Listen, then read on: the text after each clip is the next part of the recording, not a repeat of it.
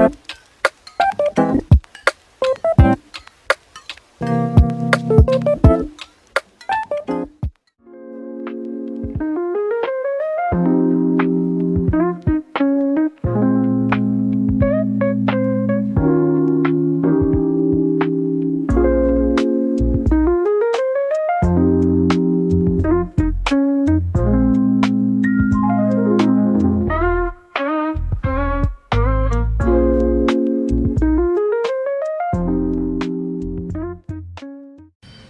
we are learning, Louisville, Kentucky has no shortage of history, and today's adventure into Valley Station is no exception.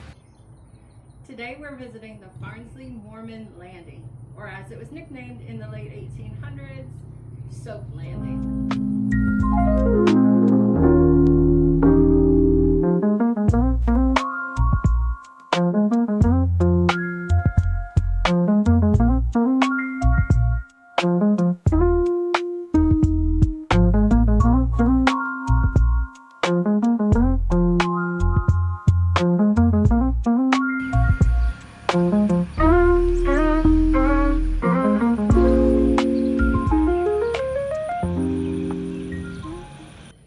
Now, Gabriel Farnsley, along with a business partner, purchased 200 acres of this land back in 1826, and just 2 years later he became the sole owner.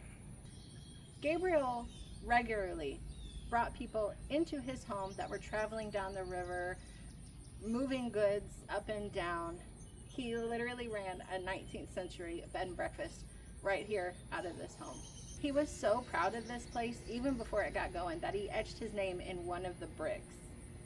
The brick stood outside this house as a structural part for over 150 years.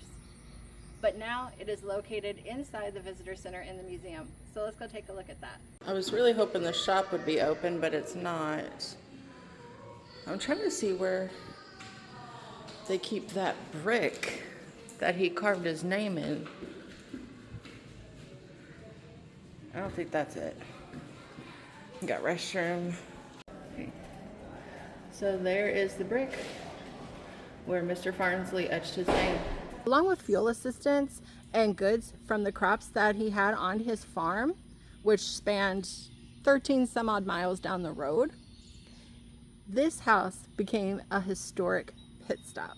Now in 1849, Gabriel did suddenly pass away, leaving no will at all.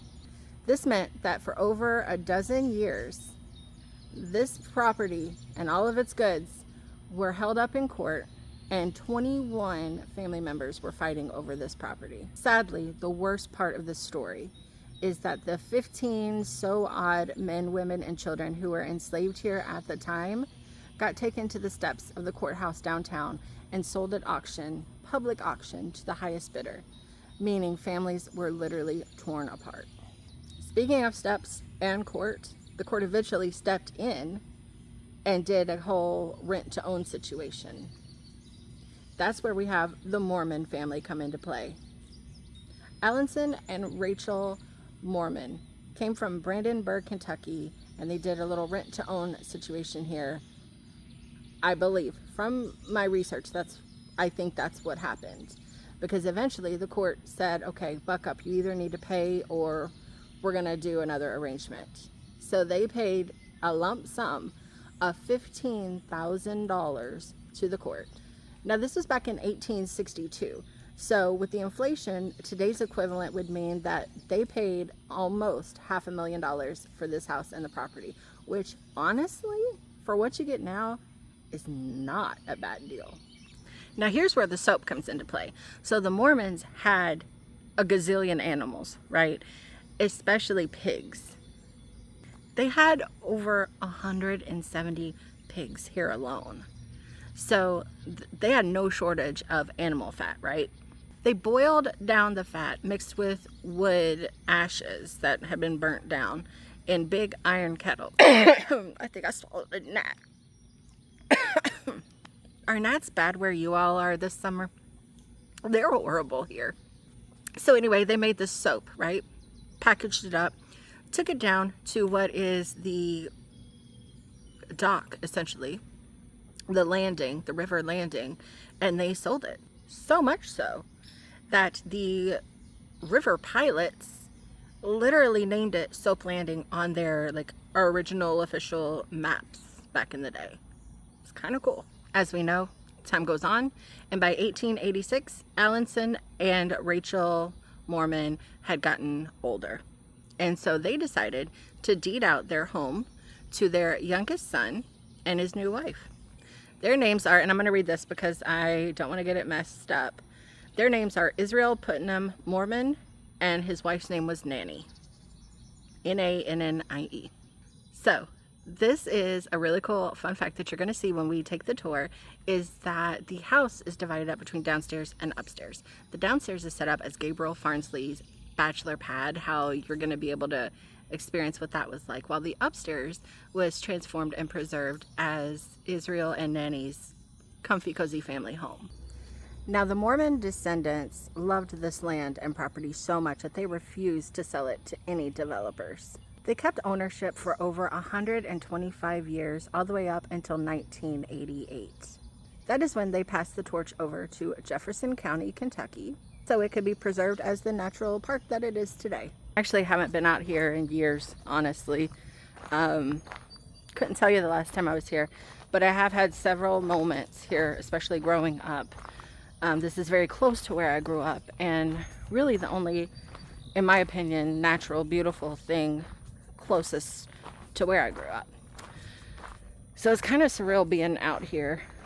I spent my whole life trying to escape and get away and see the world, only to come back. It's kind of a surreal moment.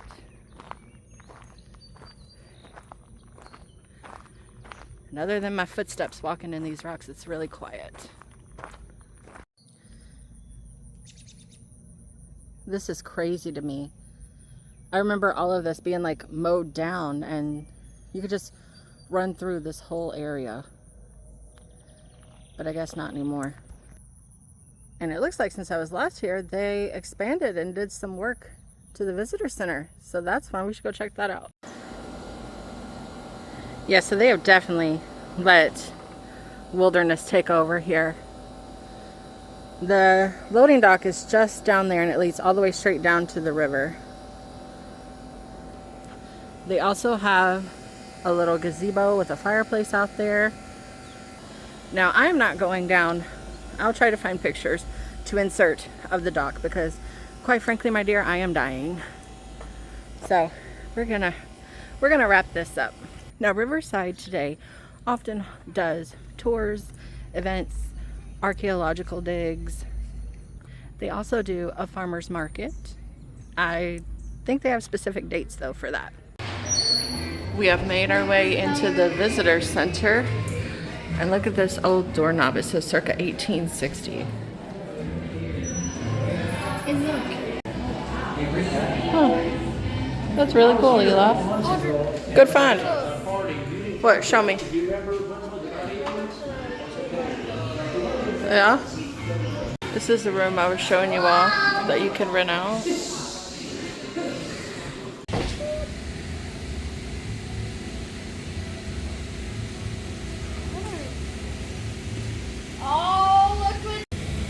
You're gonna do it. I know. I can see it in your brain.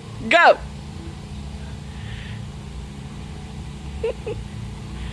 Now that is what being a kid is like in summer. We just watched all these bones. Oh. Now that is a bone. That's a bone, Eli. Yes. And you can. Well, what do you raise on a farm? We don't have a farm. Well, what if you had a farm? What do people who have farms raise on farms? What's some farm animals we talked about? Goats or pigs. And that one's kind of a big one. So we are now in the detached kitchen. This is really interesting. Honestly, I don't know if I could survive a kitchen like this. And I can't remember the reason, but it is detached from the house. I'll have to look that up.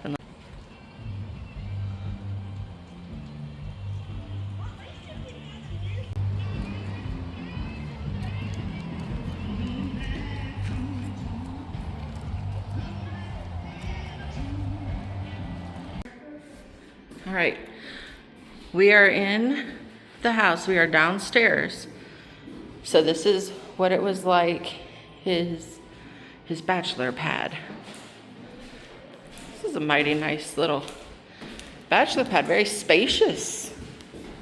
Wow. Imagine this was our living room. Yeah, this living room's the whole size of our apartment. Let's look out the window. That would be the view from the house.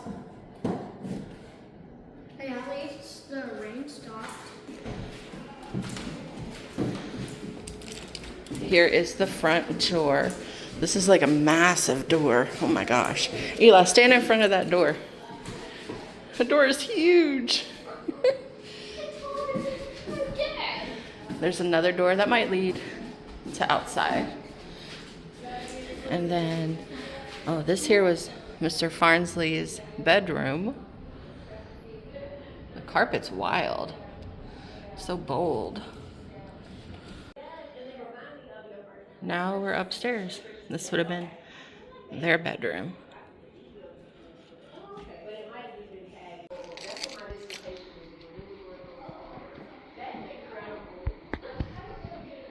Stairs over here. Eli, come here. Stand next to this mannequin. That was a full-grown woman. Look how short they were. Then we got another bed. First of all, we got a crib. And then look how tall the headboard is. You didn't even see that, didn't you? I already seen that. I kind of like this room, though. What's in here? We got another... Oh, this has a lot of beds. This was the children's room. Okay. Let's go down these stairs. No. Look at that old doll on the bed. Which one? Oh, that's actually... I mean, I'm assuming this is a coffee cup because of the way it looks, but look inside. That is so cool.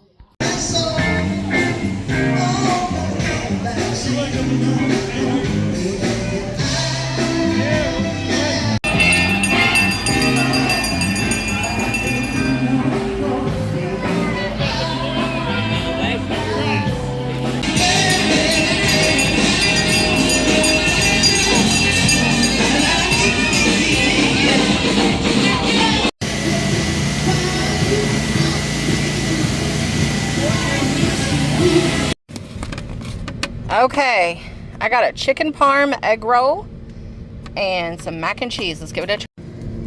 All right, I'm excited for this mac and cheese.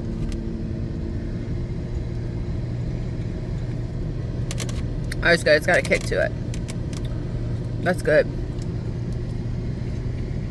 And I'm really excited to try this egg roll. Piping hot chicken parm.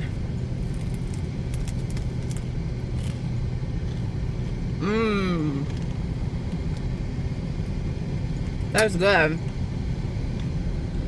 I'm so glad I got that instead of an iced coffee. That was so good. Thank you so much for watching, and until next time, peace out.